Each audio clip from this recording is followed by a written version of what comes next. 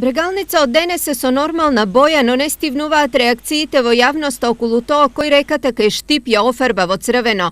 Рибарите се гневни од несовесноста на поединци кои во опасност ја доведуваат и водата и целиот рибен фонд во неа. Во периодот кога е загадувањето, неколку часа после тоа рибата не јаде, значи не може да ловат риба, а за останатиот свет да не зборуваме.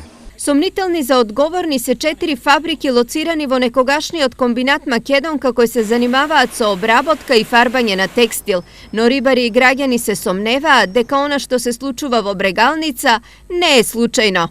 Сигурно ова е во дослух со некој од надлежните, затоа што да не се превзема нешто, а водата во континуитет неколку дена да се загадува во Брегалница, тоа е страшно. Срамото, рета не се стае.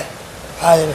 И додека гневот на граѓаните расте, инспекторот по екологија Владимир Черкезов веќе втор ден го нема во јавноста. Наместо него, на неговиот телефон се јавува снимена секретарка. Оставете порака под звучниот сигнал.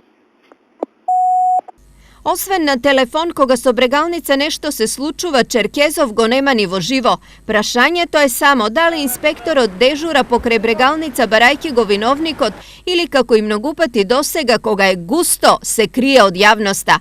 Досега Брегалница во слична состојба била многу пати, но резултатот од земените мостри не го посочија виновникот за загадувањето.